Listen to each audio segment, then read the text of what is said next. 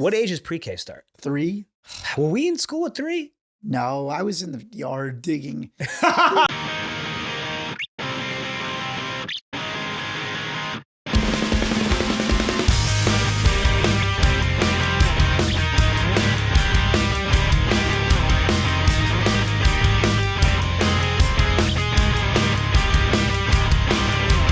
Man of the year, man of the year, man of the year. Welcome to the #1 friendship podcast in the country. I'm Matt Ritter. I'm Karo. Guys, look at his hat. He's wearing our merch. You know where you can get our merch? On our website, manoftheyearpodcast.com. You could also go to our YouTube channel and watch our beautiful faces over there. Beautiful faces. Karo, we're going home soon. We're already home. We're home. We're home. We're home. We're here. We're here. We're here. Plainview. It's Friendsgiving week. Plainview. You know, people get a little rowdy when they go home. Like when you go back home, you know, you run into your old buddies, you tend to go a little heavy. Hometown. We're talking about hometown. Hometown. Yeah. Hometown. Yeah. I don't want to give away any names because I don't want to embarrass anybody too badly, but let's just say one of my family members' friends came to stay with us one night, and they went out and they raged at that bar. You remember, what's that bar called on Old Country Road? I think it's Time Out. Well, I had like 10 names. Okay. We can get into why a bar fails at a bad location next to the highway. But this guy is huge, like massive dude. Yeah. And we lived in, you know, we didn't have an extra bedroom, so he slept on the couch downstairs, a pullout. Wait, this is when you still lived at home? This is, because I guess, we're all home from college now. Okay. Yeah, so we're all in the house. Yeah. So we're all home from, my brother was home from law school. Yeah. With one of his buddies. And let's just say he pissed himself. In your parents' house. In my parents' house. Ugh. And he didn't like tell anybody. No. He did one of those where he just cleaned it up to the best of his abilities. And, you know, I don't know if you know this, but when you piss in a couch, oh God, the piss kind of stays there forever. Oh no. So we had to get a new couch. And I think this guy's a partner at a law firm somewhere now. And did you ever call him up or like? I don't know. I don't think he listens to this pod, but we won't call him out by name. But if you're listening, you owe us a couch. Oh, it's a whole couch, a whole ass couch. My mom will obviously never forget that. So every time she's talking about his friend, she goes, well, how's that guy doing? How's Is his he still couch? pissing? Is he still pissing on couches? Yeah. It is funny how your parents will never like let anything go. Of course they won't. They'd be like, oh, how's Matt's, like violin lesson? Like that was literally 1989. Totally. And then in defense of this situation of my mom, this guy was 26. Listen, I've had I'm not much of a urinator. Yeah. But I've puked a couple places. Yeah, I'm not much of a urinator, but I'm the other way. The bigger deal. Yeah.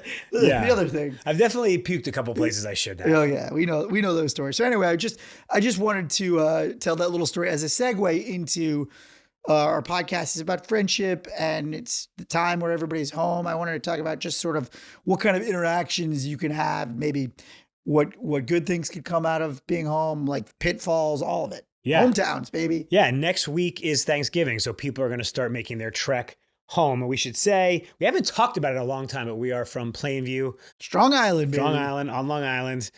La Piazza and Bagel Boss. Oh, every time. Boss. Town Bagel, though, I decided is better now. This is a hot take.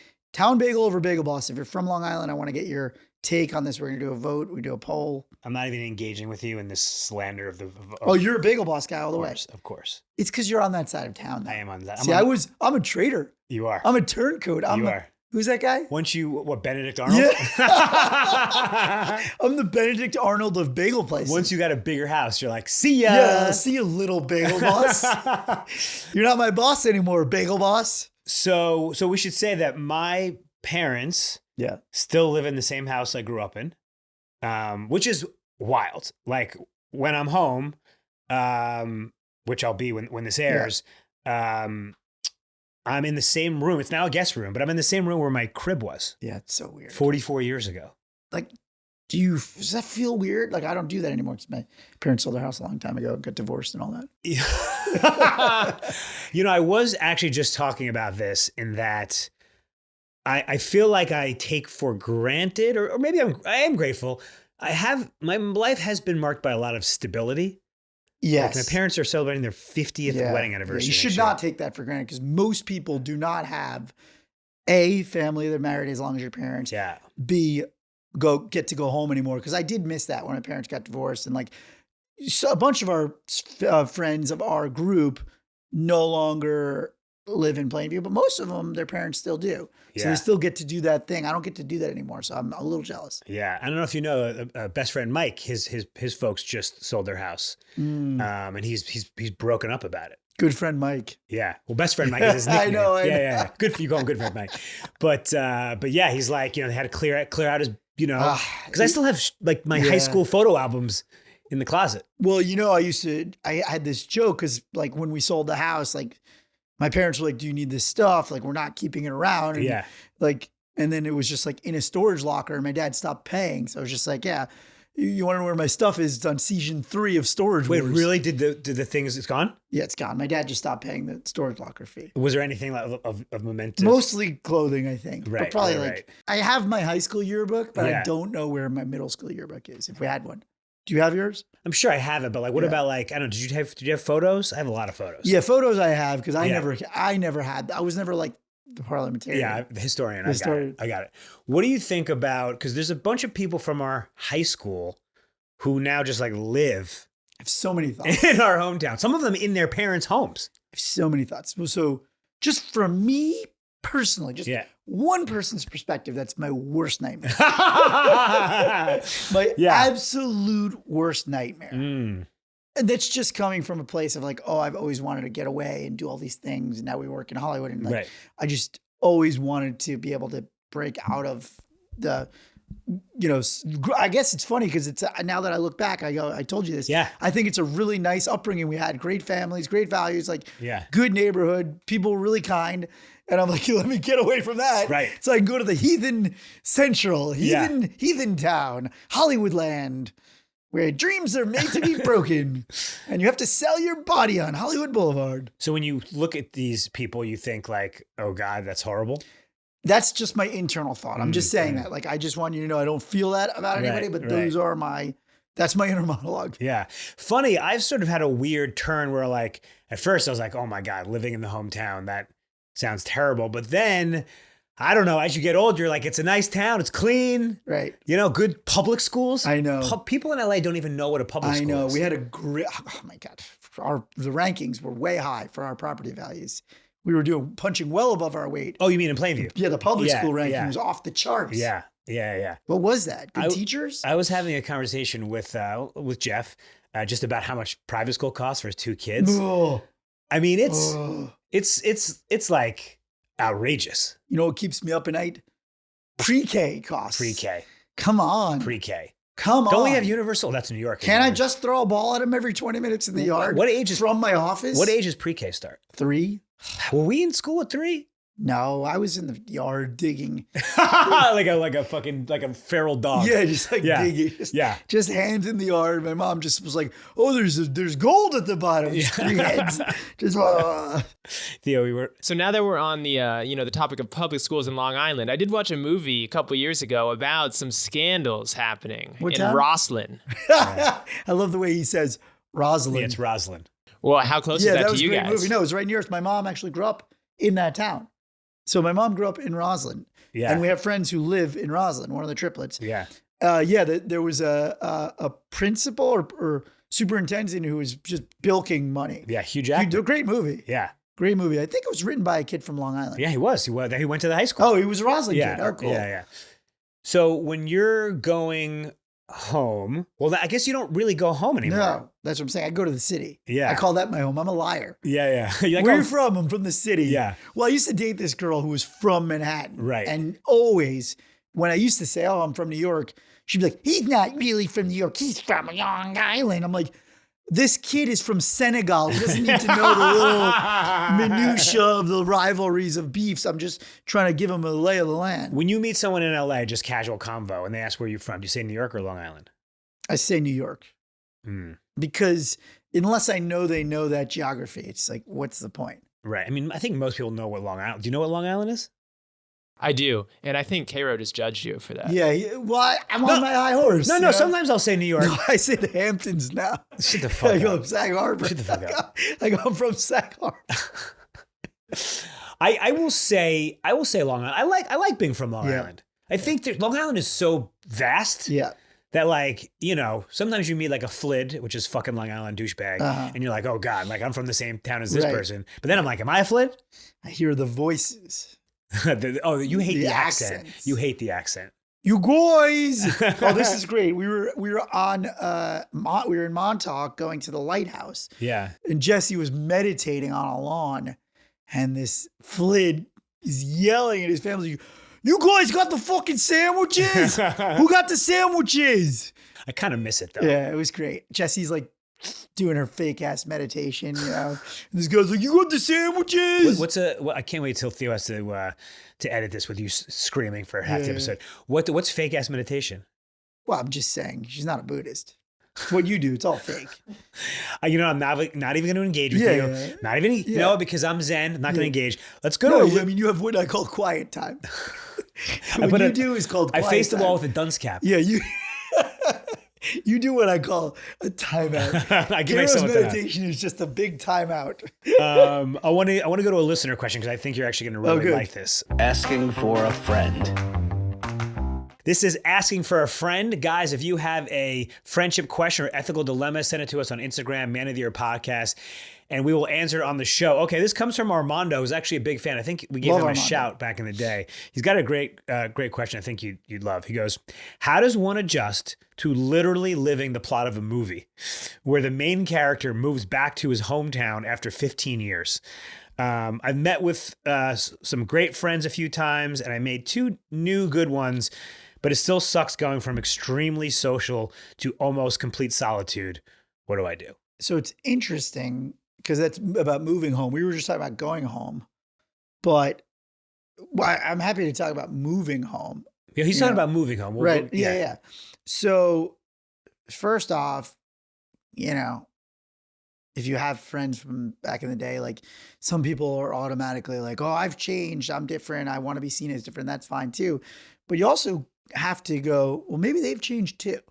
So I think there's a little bit of like... That's that fucking trademark Ritter nuance. I love that. Yeah, because I just think sometimes we're all like, I don't want them to see me like this. And like, how do you know they also haven't... You shouldn't assume they all see you the same way because they also don't want to be seen the same way. Right. Well, I mean, it's funny because...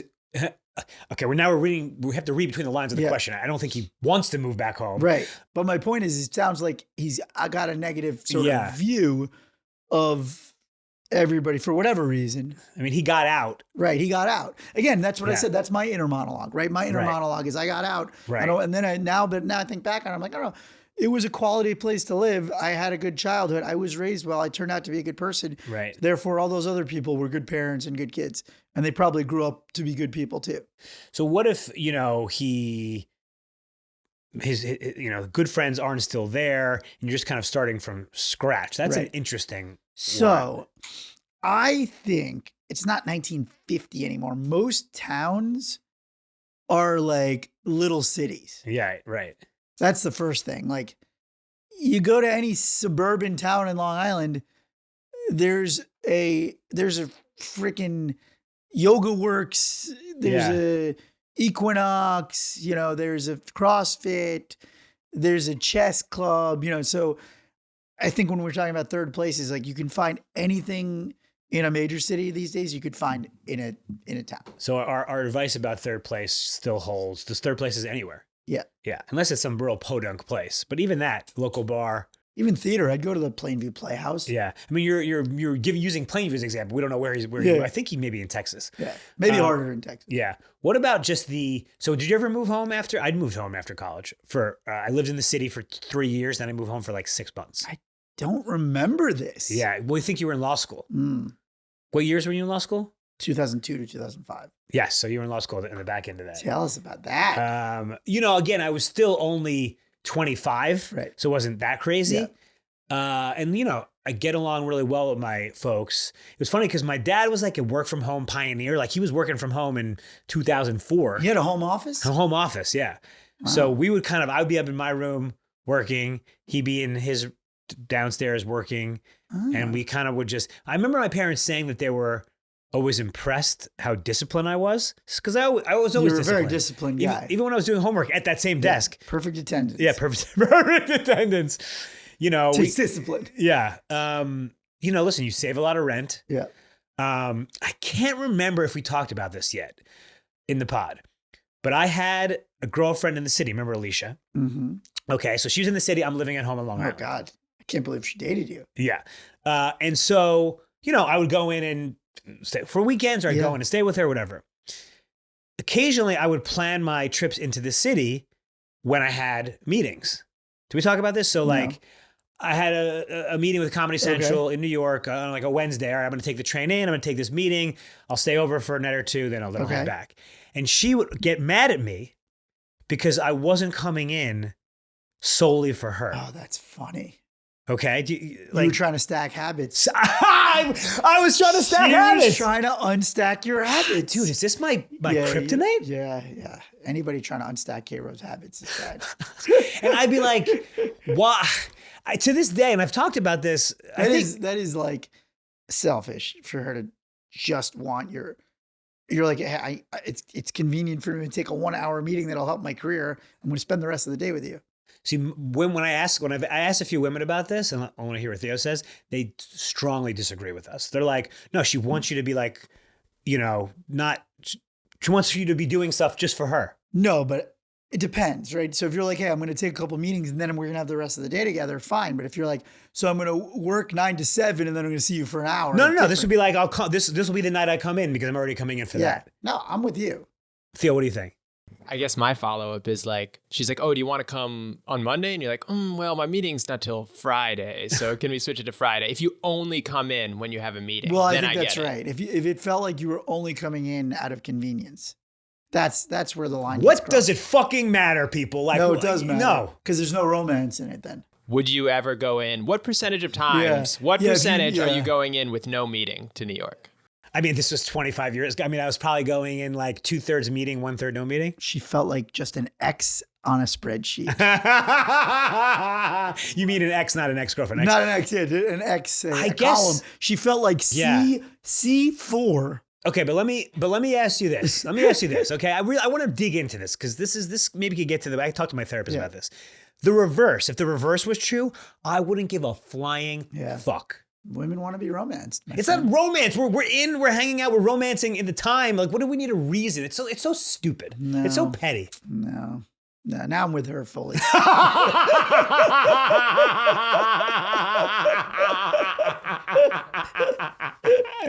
The more you fight it. But by the way, is this totally sidetracked from Armando's Yes, but question? I want to talk about this for a second. So you're saying, so you wouldn't care, I assume.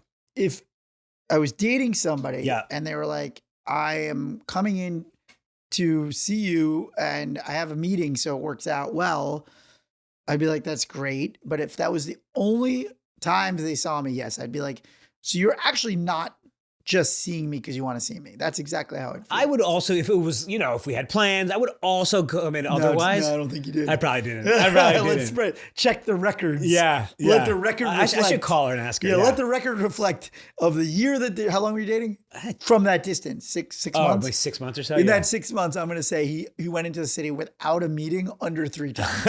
You're probably right. Yeah, it just seems like it was your NYC booty call. Yeah. No, she was my girlfriend. Right, yeah. Or NYC booty call. Shit, I don't know. Yeah, you're basically like, that's what people with side pieces do. But that's literally the definition of like side piece of like, oh, well, I travel to Chicago once a month for work, so I'll see you then. All right, ladies and men, if you're listening, write us on Instagram, please. What do you think about the situation? Is it a bad thing? I was coming in and by the way, you know what? Don't write it. I don't fucking give a shit. I don't want to hear from our listeners. Poor Armando, he asked a good question. Yeah. I just went on my own fucking shit. Yeah, so about how do you treat moving back home? No, sorry. I think I was going to ask you mentally, spiritually, like how would you, if you yourself are feeling like, I'm a failure or I'm back where I started, or like, how would you think about it? Well, that's the thing. That's how I've always viewed it, right? That's how I've always viewed limiting beliefs. good, but it is. But it's just a story you've made up in your head. Right. Nobody's going, that's movie. When he said it's like a movie, that's movie shit. That's fantasy world where people go, oh my God, Armando's back. I guess it didn't work out. Right. I guess his big city dreams got crushed. You know, sure, maybe there's some dickhead who does that to you, but like that's not somebody that you're going to want to be friends with anyway. Yeah. So are you just worried about having to run into somebody you don't want to be friends with? Because who cares, right? But like anybody that you'd want to be friends with, you're doing what you want to do with your life. Great. I mean, at least you left. Yeah. They never left. But that's true too. Not that matters. Right. But again, it's like, right. Now we're shitting on everybody who stayed. Right. I just think that idea is, now that I'm like older, I'm like that idea is also like my own narcissism and like, oh, I'm going to go make it and everybody else who stayed didn't. It's like, that's nonsense. Everybody chooses whatever path makes sense for them in their life. And for most people actually in the country, that means like not leaving. I think I saw a study, like staying within 7 miles of where you grew up. Like the vast majority of people. Right. So for us to be like, hey, you're a failure 90% of the I wasn't country. saying that. I was saying, I'm just saying, but like this notion, I just think those of us who have left, we have this like conqueror idea of like, we're going to go conquer the world. And like, whether you do or you don't has no bearing on what other people have chosen in their journey to stay. I thought of another sort of spin I think you'd appreciate. Yeah. Now, we don't know if his family is there or whatever. Like, this is an opportunity to re-engage with your folks or your siblings. Absolutely. In a way you probably haven't in 15 years. Absolutely. My mom moved back in with my grandma for like the last 7 years of her life, you know, back to Rosler. And I'm sure that was like a little hard to go back from the city to there to help her. But like, you know, she fully engaged with it and like was in the community and like doing stuff in Rosler. How do you feel, it's just slightly off topic, how do you feel your relationship is with your mom versus your siblings? They live there and see her all the time. Yeah, I mean, I'm jealous sometimes they get to spend so much time with her. But as I said, I call my mom every day on the phone. So oh, right. Forgot about that. Yeah. Now we FaceTime every morning, 6:30. Wow. Yeah. So pretty good. I feel pretty good. That's great. I feel pretty solid. What about you? I think my relationship with my parents has never been better. Yeah. We FaceTime once a week. Right. But I'm saying I think you cherish those more when you're away and you're like. It's tough. My sister sees them way more often and they also have a great relationship, but it's not the same. Yeah. Not the same, better or worse, just like it's not that special. Yeah. No, I mean, listen, if you're getting to spend time with people in your town, it's different, you know? Yeah. Every single day. Yeah.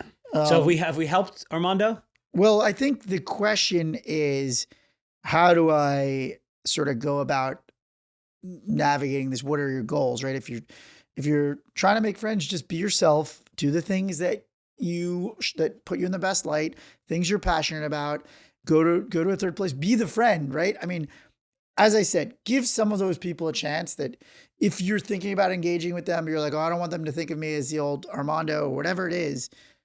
Just assume you're both having a fresh start and just feeling good about each other and doing a catch up, right? And like you get an opportunity to tell them who you are. So I think that's a big part of it. I like that. You get an opportunity to tell everybody who you are fresh if you haven't seen them in years, and sounds like a decade or 15 years. But by the flip side, you have to do the same for them. You have to give them the same chance. Yeah. When they're sitting with you, they're probably thinking those same thoughts of like, oh, Armando sees me as this or that. Right. That's true. You know, it's interesting. I'm just rereading his question. He said, I've met with great friends a few times and made 2 new good ones, but still sucks from going extremely social to almost solitude. Well, he's just saying that the nature, I guess, of where he was living, he had a much more thriving social ecosystem. Right. But it takes a little bit more work in the suburbs, maybe. Yeah. Although I feel like that's a myth that like cities are automatically more social. Like I know they're a lot more of people. Isolating. How about the Roslyn? They're partying over there. Yeah. Plainview. These people seem like they have a very active social life. They got the upside down pineapples. You know what that is, Theo? You know, I'm not sure I do. It sounds familiar. Wow. We talked about it like 3 episodes He ago. doesn't know about it. Yeah, it's swingers. Yeah. I think it's like a myth that it's swingers a symbol. You fuck a pineapple? Yeah, if you see somebody with an upside down pineapple in front of their house. Gotcha. But it doesn't have to be an actual pineapple. It could be like an art piece or like a symbol. By the way, presumably this is a recent move. Like you got to give yourself a chance. Yes. you know. Yes. All right, Armando, let us know how it goes. And if you have a significant other who's in where you moved from and you visit because you have a meeting, what does he or she say? That's right. Asking for a friend. And that was asking for a friend. If you have a friendship question or ethical dilemma, send it to us on Instagram, Man of the Year Podcast, and we will answer it on the show. I feel like we haven't gotten to the just visiting, Yeah. Yes. Best practices for that. Sleeping at your folks' house, just visiting, being in your hometown. Yeah. Yeah. You wanted to talk about the bar. Yeah.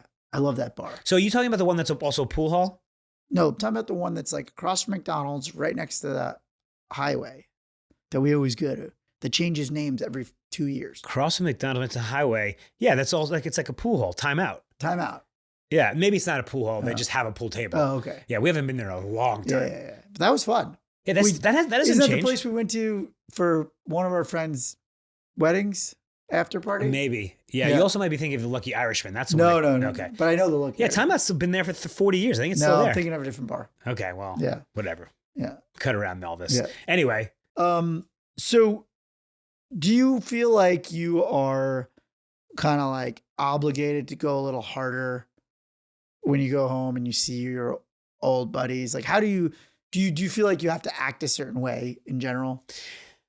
We have a very, very unique situation in that we are seeing our hometown buddies who are still our actual buddies. Yeah. It's like I just saw them like 2 weeks ago. But like a different scenario, put yourself in the shoes of people who are going home. They see these people occasionally. And now it's like that night where you're all going, like, do you feel like, oh, you should go hard? Yeah. I mean, just because when I'm in New York, I go hard. Right. I think it's fun to go hard then. Yeah. Like, I'm not saying, hey, you have to go hard, but we don't always give the advice of like, hey, get wasted. That's not really what this podcast is about. Right. But like, I think it's nice to occasionally let loose with some old buddies that you haven't seen in a while. I mean, when you're with like old hometown randos, you need to get fucking shit. Well, yeah, you kind of need it too. Like, if you're at the Lucky Irishman. Yeah. I mean, no matter what the conversation is, like, you need to be a little drunk. Yeah. I think it helps.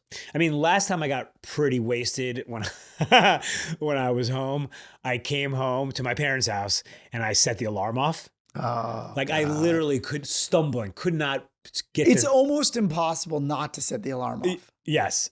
When you're wasted and you're staying at your parents' house. Yeah. I would say it's like one out of every other 50%. Right. Or higher. And I always wonder, like, because then what's the big company? Not Allstate. ADT. ADT. They call like 90 seconds, 2 minutes later.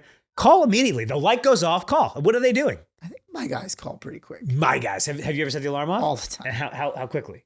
Within 60, I think. Okay, that's pretty good. I feel like in the suburbs, everyone moves a little slower. Yeah, a little slower, yeah. I think it's 60 here in LA. They better be calling quick. Yeah, because it's an emergency. You're in real trouble. Right. In the suburbs, it's always a false alarm. Right. Here, it's always not real. Right. Here it's always real. Send the police. Send the bomb squad. SWAT team. SWAT, FBI, and the CIA. Yeah, but the interesting thing is... Send SEAL team. I wonder what it is in sort of your neighborhood. Like, Plainview's pretty sleepy. When you set the alarm off, the whole block. Right. You can hear it. Yeah. Well, because our houses are close together.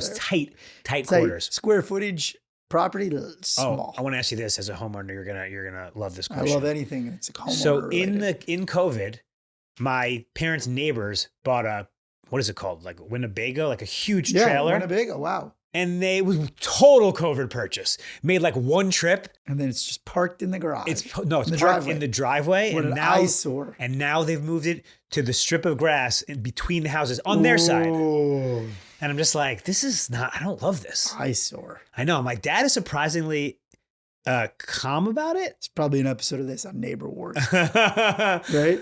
Like, it's just sitting there and it's probably going to sit there forever. I don't love it. Yeah. I don't love Thank God Plainview's not a big gun state. Yeah. That's the kind of stuff you get shot for in Florida. Yeah, probably. No, I think everyone's got an RV on blocks in Florida. If you don't have it. Yeah, that's true. You get shot if you don't have one. God, we've just destroyed half the country for two different reasons. This. It's fun. No, it's great. Yeah. Anyway, but so I set the alarm off.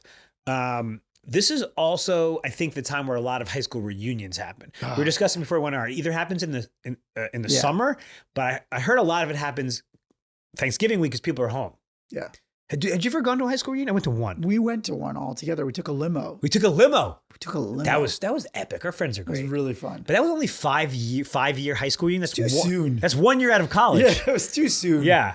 And I think we never went back. I don't think there has been a high. I think you're supposed to go to you're like 20, and we missed that. I just don't really care that much. Yeah. Again, I still talk to the same 10 people. Right. And if there was anyone else you wanted to see, if you go into the city, you could see them, or you could see them when you go home because you still have the house there. Yeah. Also, like everyone's on Instagram, Facebook. Do you ever do that though? Have you ever like reached out to somebody not in our circle in Plainview? Like when I was home? Yeah. I'll tell you one story. Let's see if I can tell this in a way it won't have to be cut. Our friend Christina called me that a guy we went to high school with, not our grade, was having like actually he had moved home for a bit. He was having a bit of a tough time. He was having a bit of mental health issues. He was in a funk. He was in a serious funk crisis. More than a funk. Yeah. And I friendly-ish, like in high school. She was like, "Can you just like go and like?" You did a pop? Yeah, a couple years ago. You're a good mensch. You're a mensch. You're a menschy guy. Walked around the block. Just you took a walk with him. Yeah. Sometimes you need a good walk. Karo won't walk with me, but somebody will. I mean, it was a human in need situation. That's really nice. By the way, Christina doesn't live here, so that's why she called me. And I saw him a couple years later, and he was doing much better. He thanked me, but we had a close knit town, and I know we care about people. That's good. That's good. But I think that actually is a good question of like, when you're going home and these aren't your close friends, but they're people you're catching up with, and they kind of hit you with some baggage, or you hit them with some baggage. Yeah. Like, how much do you want to keep a distance? Conversely, is there something to like keeping it that way? I mean, that's kind of the equivalent of when you ask someone casually, "Oh, how you doing?" They go, "Bad," and you're like, "Yeah, I don't." Right. I'm saying, is there something to, hey, I just want to keep this to a light, fun night, and I don't really want to engage if we're not actually friends beyond the like we see each other when we're home? I mean, I don't share anything of a negative connotation with anybody who's not a good friend, because ever. I love that approach. I don't either, because I'm like generally pretty positive about interactions anyway. Yeah. I also agree that like it's not really appropriate if somebody just says, "Hey, how are you?" to respond with terrible, and like that's literally just tipping your hat to somebody. Right. That's the equivalent of tipping your hat. You got to get to a second question before you unload. Yeah. Top of the morning. Oh no, it's not. It's the bottom of the morning, actually.